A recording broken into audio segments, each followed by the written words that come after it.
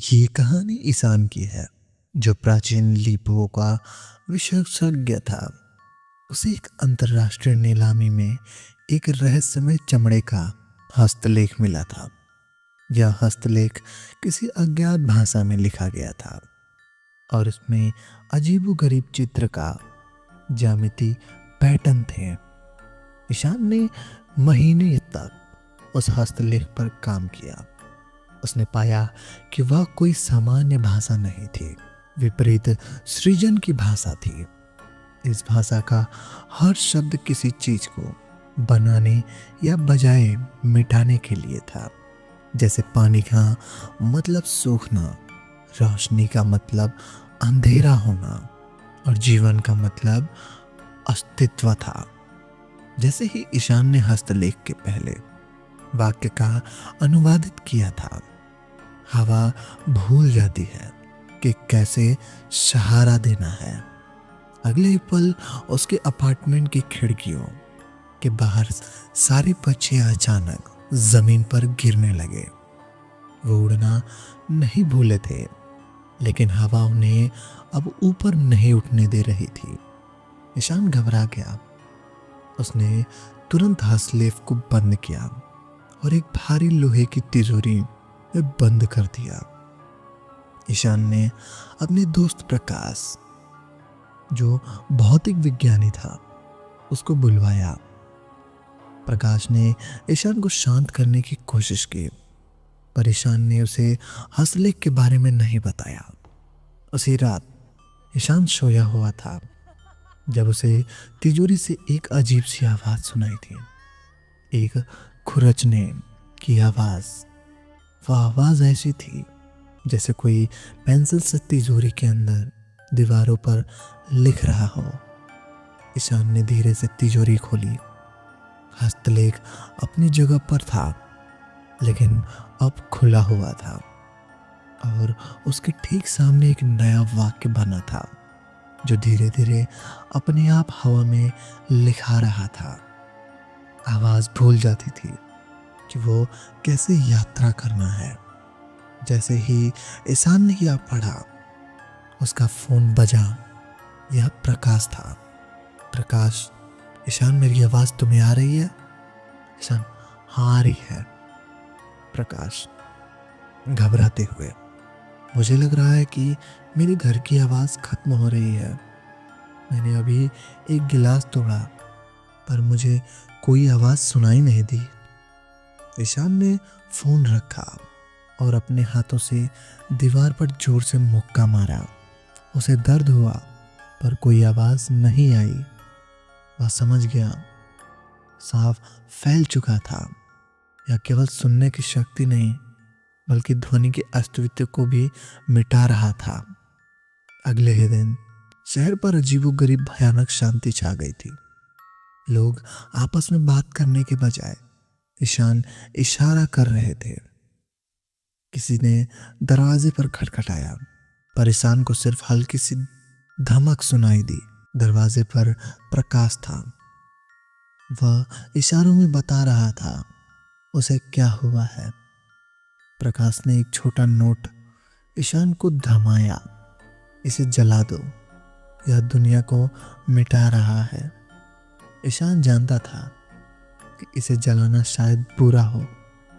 यह भाषा विनाश की थी। जलाना अस्तित्व की क्रिया थी, जिसे शायद विनाश की क्रिया और तेज हो जाती।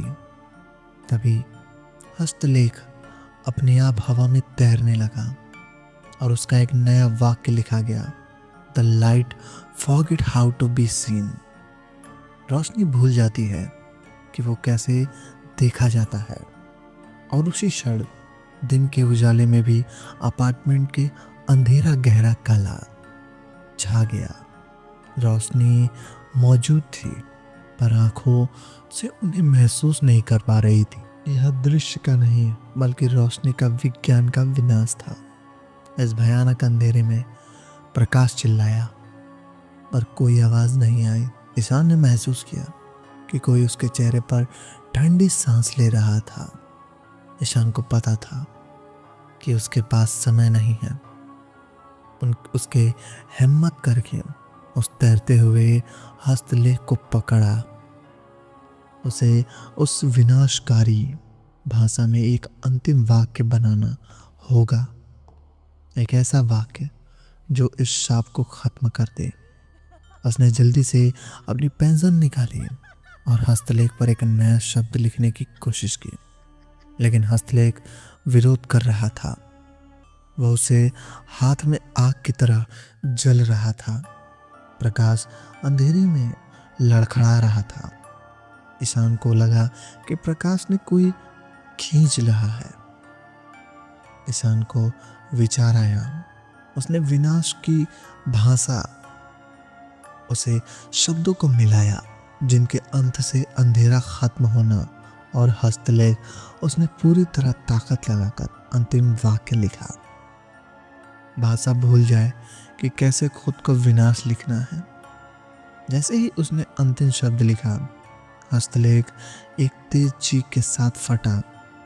वह चीख ऐसी थी जिसे सिर्फ दिमाग सुन सकता था, कान नहीं। और फिर कुछ नहीं हुआ। अंधेरा निराश हो गया। उसका प्रयास विफल रहा। उसने आंखें बंद कर ली। तभी उसने अपने कान के पास एक धीमी फुसफुसाहट सुनी। यह प्रकाश की आवाज नहीं थी, एक पुरानी सूखी हुई आवाज थी। तुमने कोशिश की, लेकिन विनाश को नष्ट करने का मतलब होता है सृजन, और भाषा सृजन नहीं कर सकती। अंधेरे में ईशान को एहसास हुआ कि वह अकेला नहीं है। वह अब उस प्राणी के साथ था जो इसे हस्तलेख बनाता था। जब कुछ दिनों बाद पुलिस ईशान के अपार्टमेंट में आई तो उसने सब कुछ वैसा ही मिला था, पर हर चीज में कुछ गायब था। अपार्टमेंट में कोई आवाज नहीं थी, कोई रोशनी नहीं थी। वहां मेज थी, पर मेज की लकड़ी का सारा सेंस ऑफ वुड नहीं था। वहां दीवारें थीं, पर उसकी स्थिरता नहीं थी। और बीच में ईशान और प्रकाश के शरीर थे। वे मरे नहीं थे, वे बस गायब हो गए थे। उनके शरीर मौजूद थे, पर उनके जीवन की परिभाषा नहीं थी। वे अस्तित्व में बन गए थे, जैसे कि नॉन एग्जिस्टेंस।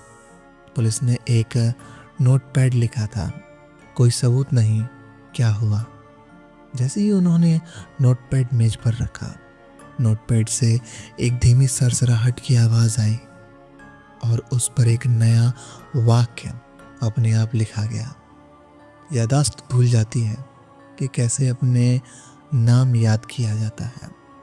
पुलिस ने डर के मारे उस अपार्टमेंट में सील कर दिया, लेकिन बाहर निकलते ही हर पुलिस वाले को लगा उन्हें अपना नाम याद करने में थोड़ी दिक्कत हो रही है। और शहर में जहाँ खामोशी थी, वहाँ हर रात तिजोरी से एक धीमी खुरचने की आवाज़ आती थी, जो कि एक नया विनाशकारी वाक्य लिख रहा था। शाप अब खत्म नहीं होती थी, अब यह पूरी दुनिया की यादों में मिटाने वाला। अगर कभी आपको मिले वो चीज़, तो आप क्या करोगे? कमेंट करके बताओ। और ऐसे ही डरावनी कहानी सुनने के लिए मेरे चैनल को सब्सक्राइब कर दो, ताकि हमारी आने वाली कहानियाँ सबसे पहले आप तक पहुँचे। धन्यवाद।